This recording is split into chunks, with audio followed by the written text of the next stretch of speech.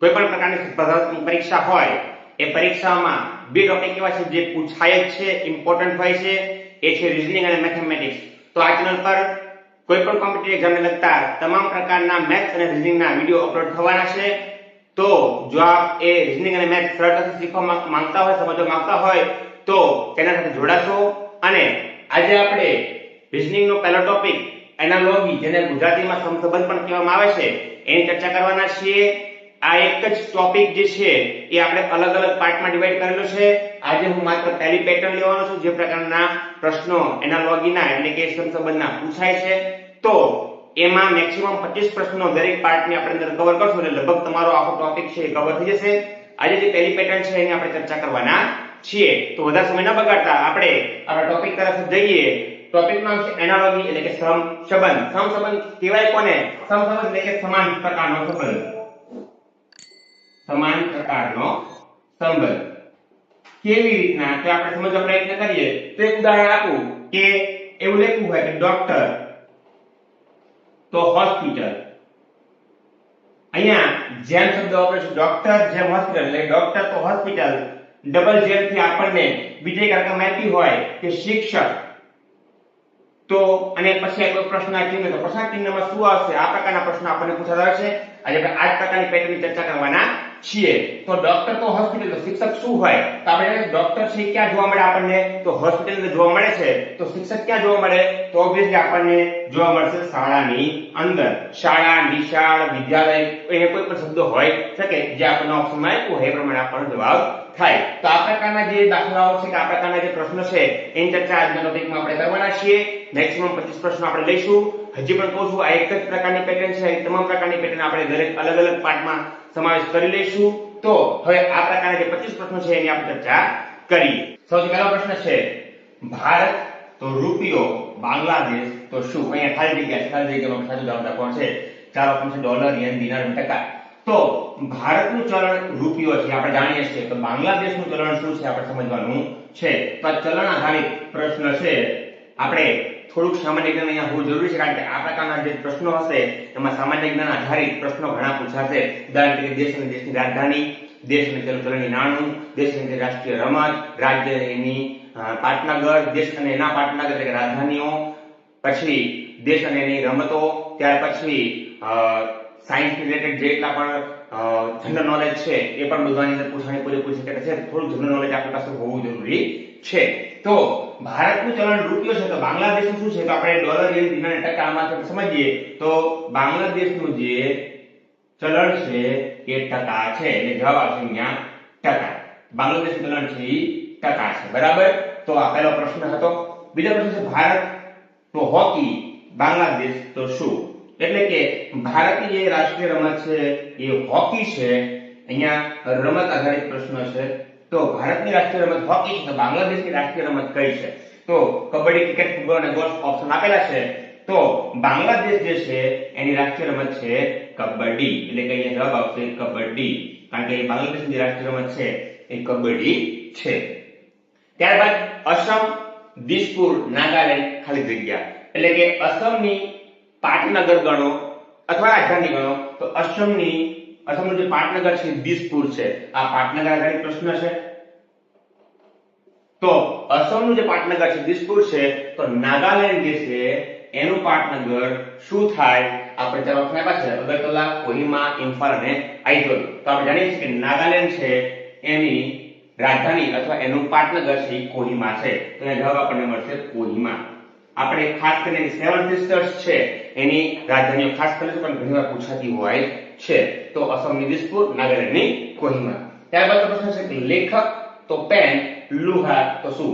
અહીંયા સાધન આધારિત પ્રશ્ન છે. કોણ કયું સાધન વાપરે છે અથવા કોણ કઈ સામગ્રીનો ઉપયોગ કરે છે એ પ્રકારનો પ્રશ્ન છે. મેં વાત કરી એમ જીકેના પ્રશ્ન ઘણા બધા પૂછાય છે. તો લેખક છે એ પેનનો ઉપયોગ કરે છે પોતાનું કામ કરવા માટે. તો લુહાર જે છે એ પોતાનું કામ કરવા માટે કયા સાધનનો ઉપયોગ કરશે? હળ, દાતરડું, હથોડી કે આરી? તો આપણે જાણીએ છીએ લુહાર છે એ હંમેશા હથોડીનો ઉપયોગ કરતો હોય છે. એટલે કે અહીંયા આવશે જવાબ હથોડી. બરાબર. તો લુહાર તો હથોડી જવાબ આપણો આવશે.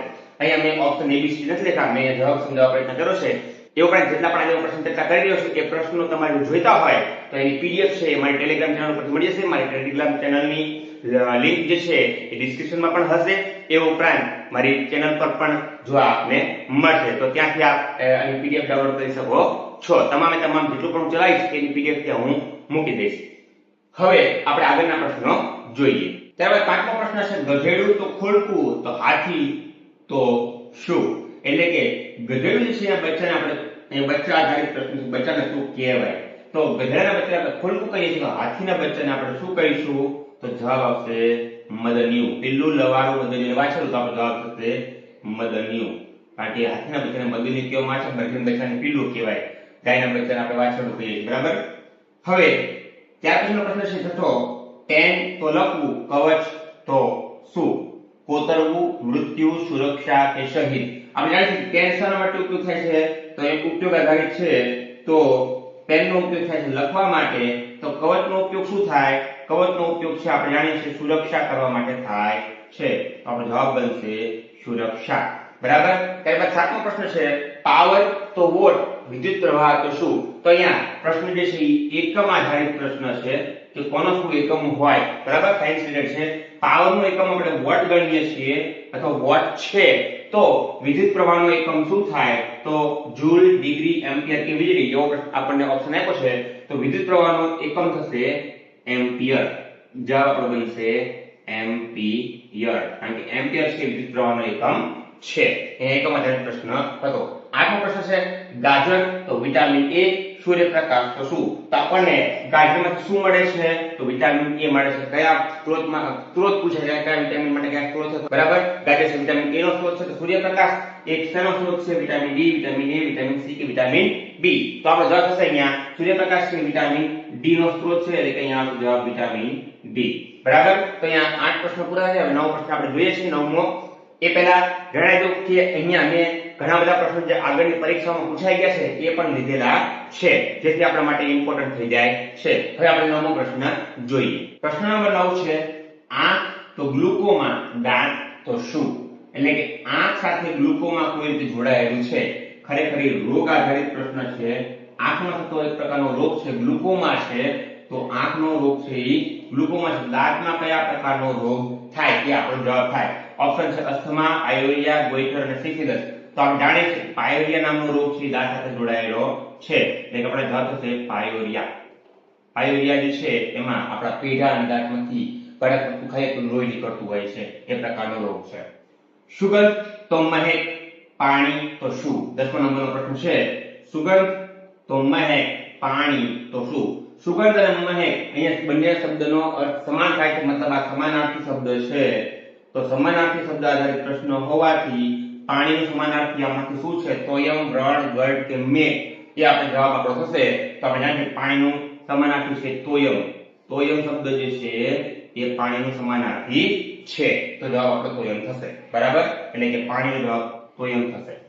11મો પ્રશ્ન છે કાલિદાસ તો મેઘદૂત, કૌટિલ્ય તો ખાલી જગ્યા? તો આપણે જાણીએ છીએ કાલિદાસ એ પ્રખ્યાત કવિ હતા. એમણે મેઘદૂત નામની કાવ્યની રચના કરેલી. બરાબર. એમની રચના છે આ મેઘદૂત છે એમની રચના છે. તો કૌટિલ્ય શેની રચના કરેલી હતી એ આપણો જવાબ થાય. તો કૌટિલ્ય રામાયણ, અશ્વમેધ, અર્થશાસ્ત્ર કે કાદંબરી એમાંથી શેની રચના કરેલી? આપણે જાણીએ છીએ કૌટિલ્ય પ્રખ્યાત અર્થશાસ્ત્રી હતા. એમણે અર્થશાસ્ત્રની રચના કરેલી. એટલે કે આપણો જવાબ થશે અર્થશાસ્ત્ર. ત્યાર પછી 12મો પ્રશ્ન છે ચોરસ તો પરિમિતિ, વર્તુળ તો શું? હવે આપણે ચોરસની ફરતી બાજુનું માપ લેવું હોય તો આપણે સમજીએ છીએ ચોરસની ફરતી બાજુનું માપ લેવું હોય તો શું ગોતવું પડે? પરિમિતિ ગોતવી પડે. એ પ્રમાણે વર્તુળનું આપણે ફરતું માપ લેવું હોય તો આપણે શું ગોતવું પડે? વ્યાસ, ત્રિજ્યા, ક્ષેત્રફળ કે પરિઘ? તો વર્તુળ માટે આપણે ગોતવું પડે એનો પરિઘ. એટલે કે જવાબ આપણો થશે પરિઘ. કારણ કે વર્તુળની પરિમિતિ એનો પરિઘ છે. ચોરસ જે છે ચારે બાજુનું માપ આપણે એનો સરવાળો કરીએ તો એની પરિમિતિ છે. બરાબર. આની આપણે ચર્ચા જ્યારે ગણિત કરશું ત્યારે એમાં આપણે લઈશું. તો આ 12 પ્રશ્ન અહીંયા પૂર્ણ થાય છે. હવે આપણે 13મો પ્રશ્ન ચર્ચા કરીએ. 13મો પ્રશ્ન છે તમાકુ તો કેન્સર, મચ્છર તો શું? તો આપણે જાણીએ છીએ તમાકુ ખાવાથી શું થાય? કેન્સર નામનો રોગ થાય છે. તો મચ્છર કરડવાથી કયો રોગ થાય આપણે જાણીએ છીએ? પોલિયો, મેલેરિયા, કેન્સર કે પાયોરિયા? પાયોરિયા મળ્યું એ આપણે આવે નહીં. તો અહીંયા મચ્છર કરડતા આપણે જાણીએ છીએ મેલેરિયા નામનો રોગ થાય છે. તો આપણો જવાબ થશે મેલેરિયા. બરાબર, લાગે સરળ પ્રશ્નો પણ આ ક્યાંક ને ક્યાંક પૂછાઈ ગયેલા પ્રશ્નો પણ છે. ત્યારબાદ 14મો પ્રશ્ન છે ધુમાડો તો પ્રદૂષણ, યુદ્ધ તો શું? એટલે કે ધુમાડો થવાથી શું ફેલાય છે? પ્રદૂષણ ફેલાય છે. તો યુદ્ધ થાય તો શું ફેલાય? શાંતિ, સંધિ, વિનાશ કે વિજય? તો આપણે જાણીએ કે યુદ્ધ થાય તો યુદ્ધથી હંમેશા વિનાશ જ ફેલાય છે. તો આપણો જવાબ થશે વિનાશ. એટલે યુદ્ધથી વિનાશ ફેલાશે. ધુમાડાથી પ્રદૂષણ ફેલાય છે. એકનો સંબંધ બીજા સાથે જે છે એ પ્રમાણે બીજાનો સંબંધ શું છે આપણે જાણી લઈએ છીએ. ત્યારબાદ 15મો પ્રશ્ન છે ચંદ્ર તો ઉગ્ર, સૂર્ય તો ખાલી જગ્યા. એટલે કે ચંદ્ર શું છે? ચંદ્ર પોતે એક ઉગ્ર છે, પૃથ્વીનો ઉગ્ર ચંદ્ર છે. તો સૂર્ય શું છે? આ જે સૂર્યમંડળ છે એની અંદર સૂર્ય શું છે? ગ્રહ છે, તારો છે, ઉપગ્રહ છે કે લઘુ ગ્રહ છે? તો આપણે બધા જાણીએ છીએ કે સૂર્ય પોતે એક તારો છે. એટલે કે જવાબ તો આવશે તારો. કારણ કે સૂર્ય કોઈ ગ્રહ પણ નથી, ઉપગ્રહ પણ નથી, લઘુ ગ્રહ પણ નથી, એ એક તારો છે. અને એ જે સૂર્યમંડળ છે એ સૂર્યમંડળના કેન્દ્ર સ્થાને આવેલો તારો છે, જે તમામને સૂર્યપ્રકાશ પૂરો પાડી રહ્યો છે. 16મો પ્રશ્ન જોઈએ સાક્ષર ભૂમિ તો નડિયાદ, મહેરુનગર તો શું? એટલે કે સાક્ષર ભૂમિ તરીકે ગુજરાતની અંદર આપણે કોને ઓળખીએ છીએ? નડિયાદ શહેર જે છે એને સાક્ષર ભૂમિ તરીકે આપણે ઓળખીએ છીએ. તો મહેરુનગર કોણ કહેવાય છે? અમદાવાદ, જૂનાગઢ, પાટણ કે વડોદરા? તો આપણે જાણીએ છીએ કે મહેરુનગર ઘણા બધા મહેલ જે આવેલા છે એટલે કે મહેરુનગર તરીકે આપણે વડોદરાને ઓળખીએ છીએ. આપણી સંસ્કૃતિ નગરી પણ જે કહેવાય છે એ વડોદરા એ મહેરુનગર તરીકે ઓળખાય છે. બરાબર, તો 16મો પ્રશ્ન પૂર્ણ થાય છે. હવે આપણે 17મો પ્રશ્ન જોઈએ. 17મો પ્રશ્ન છે વરસાદ તો ખેતી, બજાર તો ખાલી જગ્યા, પૈસા, અર્થતંત્ર, કૃષિ અને ઉદ્યોગ. તો આપણે જાણીએ છીએ કે ખેતી માટે શું જરૂરી છે? વરસાદ જરૂરી છે. અહીંયા થોડું ઊંધું સમજવાનું છે કે વરસાદ હોય તો ખેતી થાય, ખેતી માટે વરસાદ જરૂરી છે. તો બજાર કોના માટે જરૂરી છે? પૈસા માટે, અર્થતંત્ર માટે, કૃષિ માટે, ઉદ્યોગ માટે? તો બજાર હંમેશા જરૂરી હોય છે અર્થતંત્ર ચલાવવા માટે. એટલે આપણો જવાબ થશે અર્થતંત્ર. બરાબર, ખેતી માટે વરસાદ જરૂરી છે એમ અર્થતંત્ર માટે બજાર જરૂરી છે. શાહી, કલમ, લોહી તો ખાલી જગ્યા. તો અહીંયા આપણે સમજીએ છીએ શાહી શેમાં હોય? શાહી હોય કલમમાં. બરાબર, કલમ એટલે કે પેન, પેનની અંદર શાહી હોય. તો લોહી શેમાં હોય? દુર્ઘટના, ડોક્ટર, રગ અથવા નસ કે દાન? તો લોહી આપણે જાણીએ છીએ શેમાં હોય? રગમાં અથવા નસમાં આપણે લોહી વહેતું હોય છે. તો અહીંયા જવાબ આવશે રગ અથવા નસ. ત્યારબાદ 19મો પ્રશ્ન છે તાજમહેલ તો આગ્રા, એફિલ ટાવર તો શું? કયું સ્થળ ક્યાં આવેલું છે એના આધારે પ્રશ્ન છે. તો તાજમહેલ એ ક્યાં આવેલો છે? આગ્રાની અંદર આવેલો છે. તો એફિલ ટાવર જે છે, એફિલ ટાવર કઈ જગ્યાએ આવેલો છે? તો આપણે જાણીએ છીએ પેરિસની અંદર, લંડન, ન્યુયોર્ક, ન્યુજર્સી, પેરિસ. તો એમાં જવાબ આવશે પેરિસ. એટલે કે એફિલ ટાવર જે છે એ પેરિસમાં આવેલો છે.